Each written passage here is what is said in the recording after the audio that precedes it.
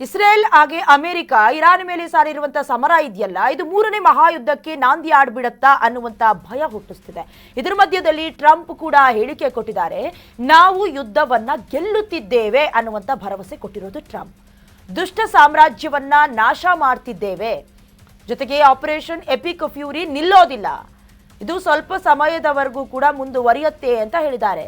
ಆದರೆ ನನಗೆ ಜನರ ಬಗ್ಗೆ ತುಂಬಾ ಹೆಮ್ಮೆ ಇದೆ ಅನ್ನೋದಾಗಿ ಕೂಡ ಹೇಳ್ಕೊಂಡಿದ್ದಾರೆ. ಸಾವು ನೋವಿನ ಪ್ರಮಾಣ ಇರಾನ್ನಲ್ಲಿ ಕ್ಷಣ ಕ್ಷಣಕ್ಕೂ ಹೆಚ್ಚಾಗ್ತಾ ಇದೆ, ಪರಿಸ್ಥಿತಿ ಬಿಗಡಾಯಿಸ್ತಾ ಇದೆ, ಉದ್ವಿಗ್ನತೆಯ ಪರಿಸ್ಥಿತಿ ಒಂದು ರೀತಿ ಬೂದಿ ಮುಚ್ಚಿದ ಕೆಂಡ ಅಂತಾನೆ ಹೇಳಬೇಕು. ಅಂದ್ರೆ ಯಾವಾಗ ಏನಾಗುತ್ತೆ ಗೊತ್ತಿಲ್ಲ, ಕಂಪ್ಲೀಟ್ ಆಗಿ ಹೊಗೆಮಯವಾಗಿದೆ.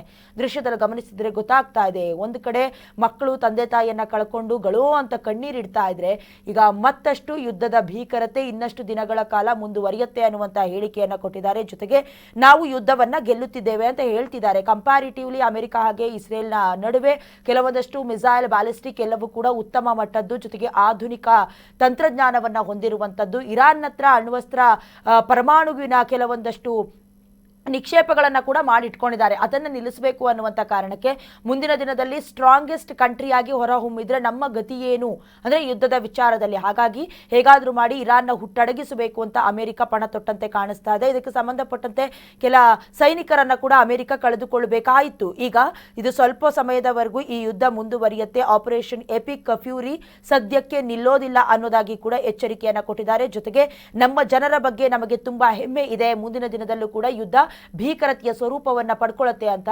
ಡೊನಾಲ್ಡ್ ಟ್ರಂಪ್ ಹೇಳಿಕೆಯನ್ನ ಕೊಟ್ಟಿದ್ದಾರೆ. ಡೊನಾಲ್ಡ್ ಟ್ರಂಪ್ ಹೇಳ್ತಾ ಇದ್ದನ್ನ ಕೇಳಿಸ್ಕೊಳ್ತಾ ಇದ್ರಿ, ಅಷ್ಟು ಈಸಿಯಾಗಿ ನಿಲ್ಲೋದಿಲ್ಲ, ಮುಂದುವರಿಯುತ್ತೆ ಅಂತ. Same as it is Israel ಕೂಡ ಅದೇ ರೀತಿಯಾದಂತಹ ಹೇಳಿಕೆಯನ್ನ ಕೊಟ್ಟಿದೆ. ಇರಾನ್ ವಿರುದ್ಧ ಬಿಗ್ ವಾರ್ ನಡೆಸೋದಕ್ಕೆ ತಂತ್ರವನ್ನ ರೂಪಿಸಿಕೊಳ್ತಾ ಇದ್ದಾರೆ. ಇರಾನ್ ವಿರುದ್ಧ ಬಿಗ್ ವಾರ್ ನಡೆಸೋದಕ್ಕೆ ಇಸ್ರೇಲ್ ಕೂಡ ತಂತ್ರವನ್ನ ರೂಪಿಸಿಕೊಳ್ತಾ ಇದೆ. ಒಟ್ಟು 6 ತಿಂಗಳ ಯುದ್ಧ ನಡೆಸುವ ಸುಳಿವನ್ನ ಕೊಟ್ಟಿದೆ. 6 ತಿಂಗಳು ಯುದ್ಧ ನಡೆಸುವ ಸುಳಿವು ಕೊಟ್ಟ ಇಸ್ರೇಲ್ ಇನ್ನು 6 ತಿಂಗಳು ತೀವ್ರ ಯುದ್ಧ ನಡೆಸಬಹುದು ಅಂತ ಯುದ್ಧದ ಬಗ್ಗೆ ಇಸ್ರೇಲ್ ಪಿಎಂ ನೆತನ್ಯಾಹು ಹೇಳಿಕೆಯನ್ನ ಕೊಟ್ಟಿದ್ದಾರೆ. ಸಂಬಂಧಪಟ್ಟಂತೆ ಈಗಾಗಲೇ ಇರಾನ್ನ ಏನು ಪತನ ಮಾಡಬೇಕು ಅಥವಾ ಅವರು ಮತ್ತೆ ಯುದ್ಧವನ್ನ ಸಾರಬಾರದು ಅನ್ನುವಂಥ ಕಾರಣಕ್ಕೆ, ಯಾಕಂದ್ರೆ ಈ ಹಿಂದೆ ಕೂಡ 6 ತಿಂಗಳ ಹಿಂದೆ ಜೂನ್ನಲ್ಲಿ ಸುಮಾರು 12 ದಿನಗಳ ಕಾಲ ಸೇಮ್ ಇದೇ ರೀತಿಯಾದಂಥ ಯುದ್ಧದ ಭೀಕರತೆಯನ್ನ ನಾವು ನೋಡಿದ್ವಿ. ಅದಾದ ನಂತರದಲ್ಲಿ ಎಲ್ಲ ನಿಲ್ಲತ್ತಾ ಅಂತ ಹೇಳಿದ್ರೆ ಮತ್ತೆ ಒಂದು ರೀತಿ ಕದನ ವಿರಾಮವನ್ನ ಘೋಷಣೆ ಮಾಡಿದ ರೀತಿಯಲ್ಲಿ ಅದನ್ನ ಬ್ರೇಕ್ ಡೌನ್ ಮಾಡಿ ಮತ್ತೆ ಯುದ್ಧವನ್ನ ಸಾರೋದ್ರಲ್ಲಿ ಸಫಲರಾದ್ರು. ಅಮೆರಿಕವೂ ಕೂಡ ನಾನು ಬಂದ ಮೇಲೆ, ಅದರಲ್ಲೂ ಅಧಿಕಾರವನ್ನ ಸ್ವೀಕರಿಸಿದ ನಂತರದಲ್ಲಿ ನಡಿಬೇಕಾಗಿದ್ದ 7-8 ಯುದ್ಧಗಳನ್ನ ನಿಲ್ಲಿಸ್ಬಿಟ್ಟೆ ಅಂತ ಬಹಳಷ್ಟು ಬಾರಿ ಜಂಬ ಕೊಚ್ಕೊಳ್ತಾ ಇದ್ದ ಡೊನಾಲ್ಡ್ ಟ್ರಂಪ್ ಅವರು ಕೂಡ ಮತ್ತೆ ಯುದ್ಧವನ್ನ ಸಾರಿರೋದು ಎಲ್ಲ ಒಂದು ಕಡೆ ಕೊಟ್ಟ ಮಾತಿನಂತೆ ನಡ್ಕೊಳ್ತಿಲ್ಲ ಅನ್ನೋದು ಗೊತ್ತಾಗ್ತಾ ಇತ್ತು. ಒಂದು ಕಡೆ ಶಾಂತಿ ಪ್ರಶಸ್ತಿಯನ್ನ ಕೊಡಬೇಕಿತ್ತು, ನೊಬೆಲ್ ಪ್ರಶಸ್ತಿ ಕೊಡಬೇಕಿತ್ತು ಅಂತ ಹೇಳ್ಕೊಳ್ಳೋದು.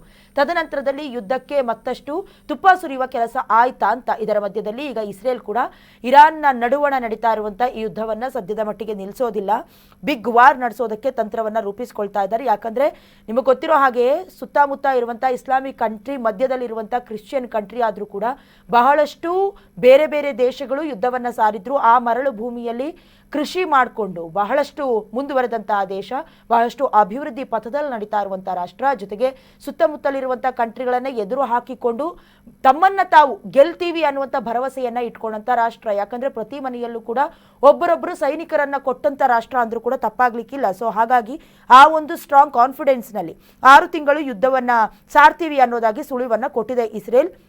ಜೊತೆಗೆ 6 ತಿಂಗಳು ಯುದ್ಧವನ್ನ ತೀವ್ರ ಮಾಡಬಹುದು ಅಥವಾ ಇನ್ನಷ್ಟು ಧ್ವಂಸಗಳನ್ನ ಅನುಭವಿಸೋದಕ್ಕೆ ಇರಾನ್ ರೆಡಿ ಇರಬೇಕು ಅನ್ನೋದಾಗಿ ಯುದ್ಧದ ಬಗ್ಗೆ ಇಸ್ರೇಲ್ ಪಿಎಂ ನೆತನ್ಯಾಹು ಖಡಕ್ ಆಗಿ ಎಚ್ಚರಿಕೆಯನ್ನ ಕೊಟ್ಟಿದ್ದಾರೆ. ಜೊತೆಗೆ ಅಮೆರಿಕ ಕೂಡ ಕೈ ಜೋಡಿಸಿರೋದ್ರಿಂದ ಎಲ್ಲ ಒಂದು ಕಡೆ ಶಕ್ತಿ ಸಾಮರ್ಥ್ಯ ಹೆಚ್ಚಾದಂತೆ ಕಾಣ್ತಿದೆ. ಬಟ್ ಅಮೆರಿಕ ಈಗಾಗಲೇ ಉಕ್ರೇನ್ಗೆ ಕೊಟ್ಟಂತ ಕೆಲವೊಂದಷ್ಟು ಯುದ್ಧದ ಉಪಕರಣಗಳಿಗೆ ಸಂಬಂಧಪಟ್ಟಂತೆ, ಅಂದ್ರೆ ಮಿಸೈಲ್ ಆಗಿರ್ಬೋದು, ಬ್ಯಾಲಿಸ್ಟಿಕ್ ಉಪಕರಣಗಳನ್ನ ಕೊಟ್ಟು ಎಲ್ಲೋ ಬರಿದಾಗಿದೆ. ಜೊತೆಗೆ ಇರಾನ್ ನಲ್ಲಿರುವಂತಹ ಕೆಲ ಲಕ್ಷಾಂತರ ರೂಪಾಯಿ ಕಂಪ್ಯಾರಿಟಿವ್ಲಿ ತಂತ್ರಜ್ಞಾನ ಹೋಲಿಸಿಕೊಂಡ್ರೆ ಕೋಟ್ಯಾಂತರ ರೂಪಾಯಿ ಇಲ್ಲಿ ಸೂರೆ ಆಗ್ತಿದೆ. ಅದರಿಂದ ಎಲ್ಲೋ ಒಂದು ಕಡೆ ಯುದ್ಧ ಸಾರೋದಕ್ಕೂ ಕೂಡ ಶಸ್ತ್ರಾಸ್ತ್ರಗಳು ಖಾಲಿ ಆಗ್ತಿದೆ ಅನ್ನುವಂತ ಕೆಲವೊಂದಷ್ಟು ಹೇಳಿಕೆಗಳಿದೆ, ಕೆಲವೊಂದಷ್ಟು ಮಾಹಿತಿ ಇದೆ. ಇದರ ಮಧ್ಯದಲ್ಲಿ ಮತ್ತೆ 6 ತಿಂಗಳ ಕಾಲ ಯುದ್ಧ ಏನಾದರೂ ಸಾರಿದ್ರೆ ಪ್ರತಿಯೊಂದು ರಾಷ್ಟ್ರವೂ ಕೂಡ ಆಯಾಯ ರಾಷ್ಟ್ರಗಳಿಗೆ ಬೆಂಗಾವಲಾಗಿ ನಿಂತ್ಕೊಳ್ತಾವೆ. ಹಾಗಾಗಿ ಮತ್ತಷ್ಟು ತೀಕ್ಷ್ಣವಾಗ್ತಾ ಹೋಗ್ತವೆ. ಜೊತೆಗೆ 3ನೇ ಮಹಾಯುದ್ಧ ಸಾರೇ ಬಿಡ್ತಾರಾ ಅನ್ನುವಂತ ಪ್ರಶ್ನೆಗಳಿಗೂ ಕೌತುಕಕ್ಕೂ ಕಾರಣವಾಗ್ತಾ ಇದೆ.